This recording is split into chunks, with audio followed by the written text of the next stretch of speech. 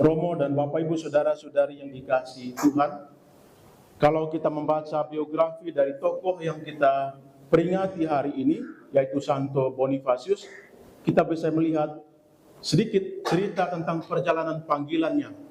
Cukup unik dan saya kira juga hampir sama dengan rata-rata panggilan para imam, para uskup yang ada di tengah-tengah kita, tengah-tengah umat.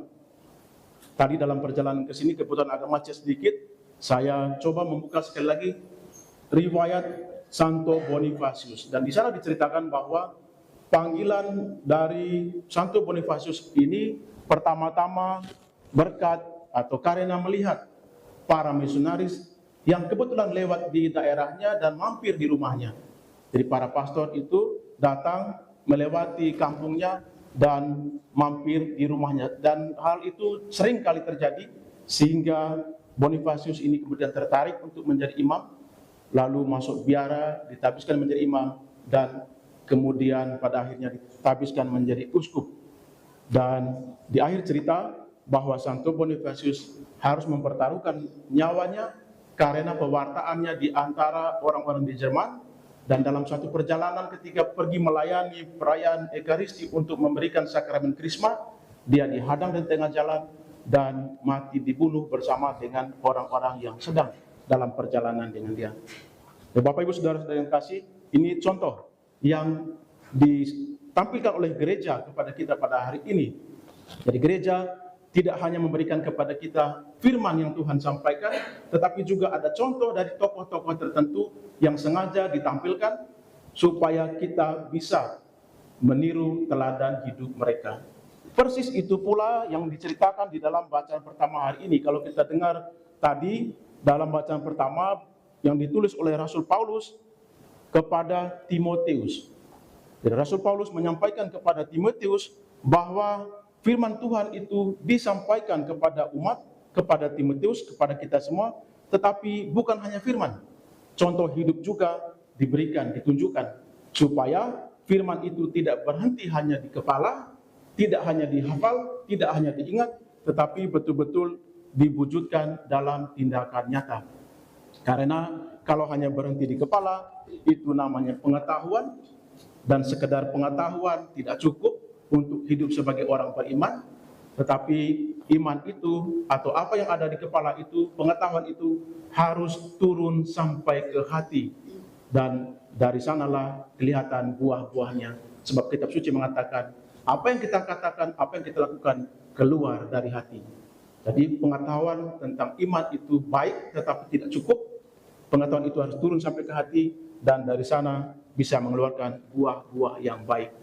Nah, Bapak Ibu Saudara-saudara yang terkasih, Pastor, kalau kita melihat pengalaman dari Bonifacius, juga Rasul Paulus, kita melihat sendiri bahwa dalam hidup keseharian mereka atau dalam pengalaman mereka sendiri, mereka tunjukkan di dalam pengalaman-pengalaman itu bagaimana mereka mengimani Yesus tidak hanya lewat kata-kata, tetapi betul-betul hadir dalam tindakan nyata mereka.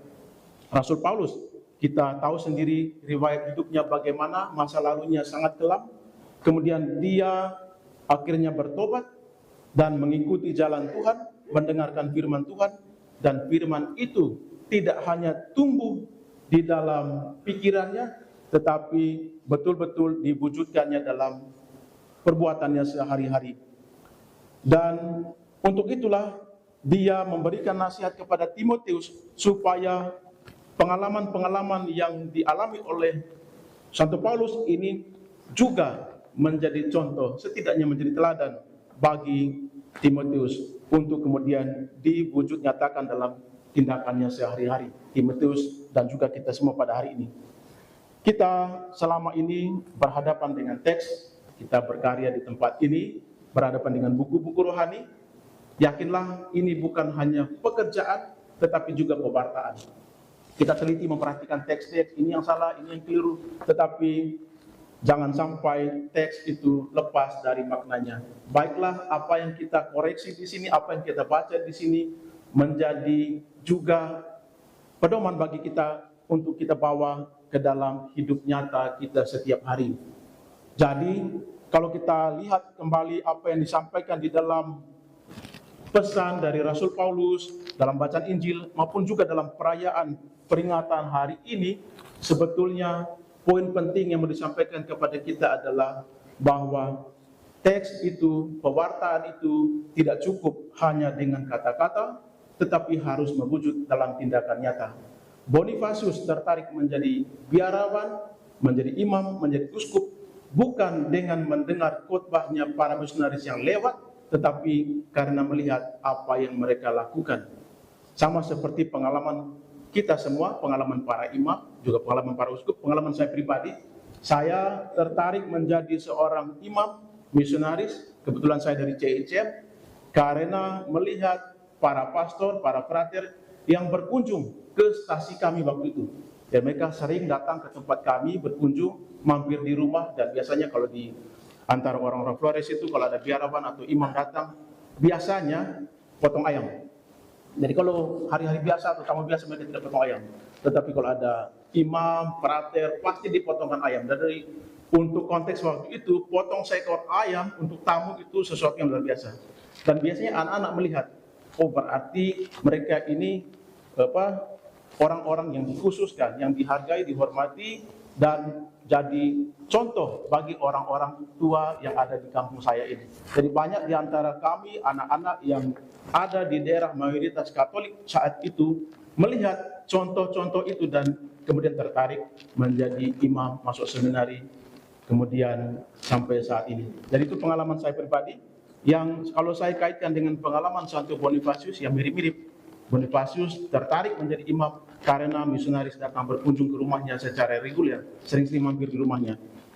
Dari Bapak Ibu Saudara-saudara yang terkasih, kita mendengarkan banyak khotbah, kita membaca banyak buku rohani, tetapi baiklah bacaan-bacaan itu atau apa yang kita dengar itu tidak hanya tertahan di kepala, tetapi harus hadir dalam tindakan kita setiap hari. Kita menjadi orang Kristen sejati bukan karena kita hafal segala ajaran teologi, tetapi lebih-lebih lagi orang akan melihat sejauh mana kita mengamalkan dalam hidup kita sehari-hari apa yang Tuhan ajarkan. Kalau kita lihat dalam bacaan Injil, poin yang sama juga persis mau dikatakan di sana, bahwa pengetahuan kita terhadap Yesus atau iman kita terhadap Yesus jangan sampai harus hanya bertahan di permukaan, tetapi harus sampai ke kedalamannya. Bahwa Yesus itu, Mesias itu tidak hanya dimengerti secara harafiah, tetapi dialah Tuhan yang berkuasa atas hidup dan mati kita. Mari kita bawa iman kita dalam praktek hidup setiap hari. Mari kita wujudkan tindakan kita dengan menyesuaikan diri terhadap apa yang Tuhan ajarkan. Kita sudah mendapat banyak pengajaran, baiklah pengajaran itu tidak hanya berhenti sebatas pengajaran dan pengetahuan, tetapi hadir dan mewujud dalam tindakan setiap hari. Dengan demikian, kita sungguh-sungguh menjadi orang-orang Kristen sejati, pengikut Kristus sejati, orang-orang Katolik. Semoga demikian. Amin.